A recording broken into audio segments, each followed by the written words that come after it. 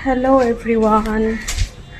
কথাটো হৈছে এনেকুৱা যে যিহেতু মই ভতুৱা ভাত খাই ভাল পাওঁ আৰু কিমাননো নিজৰ ৰুমতে আৰু বনাই কৰি খাই থাকিম, সেইকাৰণে ভাবিছোঁ আজি বাহিৰত এসাঁজ ধুনীয়াকৈ গাহৰি মাংসৰ ভাত খাই আহোঁ আৰু আপোনালোকক দেখুৱাম।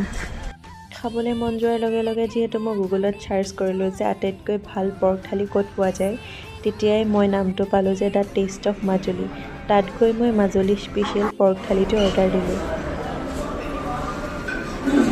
থালিখন দেখাৰ লগে লগে বহুত ভাল লাগি গ'ল যে নৰ্মেল ভাতটোৰ ঠাইত টোপোলাৰ ভাত দিছে আৰু লগতে 4বিধ গাহৰিও দিছে। গাহৰি খৰিচা সৈতে, গাহৰি বইল, গাহৰি পোৰা আৰু গাহৰি মাটিমাহৰ সৈতে। আৰু ইয়াৰ লগতে কমপ্লিমেণ্ট হিচাপত মিচিঙৰ আপঙো দিয়া হয়।